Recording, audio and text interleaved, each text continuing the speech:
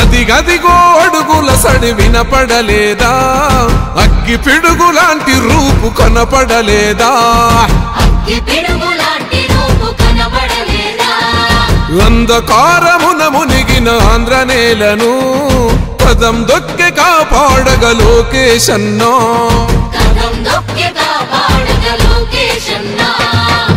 పేరుకు సర్కారు సంక్షేమాలు పేరుకు పోతున్నాయి పేదరికాలు, ఉపాధి లేక యువత వీధుల పాలు, రైతులు మహిళలు మన విద్యార్థులు, అగమ్య గోచరమే అందరి కథలు. అందుకే పద ముందుకే అంటున్నది రాయువగలం, చలో అన్యాయాన్ని ఎదిరించే సైన్యమే యువగలం. పిల్లోని నుదిలి మన ఇంటి ముందుకొచ్చాడమ్మా, ఆ తారక రాముడి బాటలో మన సేవకుడై నిలిచాడమ్మా.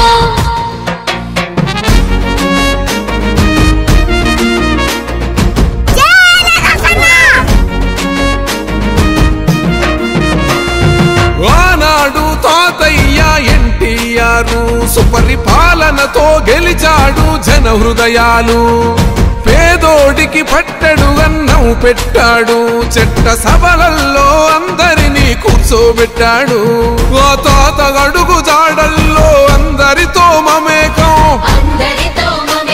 మన మండగుంట చేస్తాడు సేవలింక అనేకం, ఆనాటి రోజులు మళ్ళీ తెస్తాడు మనకై యుద్ధం చేస్తున్నాడు అందుకే. అందుకే పద ముందుకే అంటున్నది రాయువగలం, చలో అన్యాయాన్ని ఎదిరించే సైన్యమే యువగలం. మన బాలయ్య దీవెన ఉంది, మన బ్రాహ్మణి సహకారం ఉంది, ఆంధ్ర జనమంతా అండగా ఉంది, లోకేష్ అన్నకు జై అంటుంది.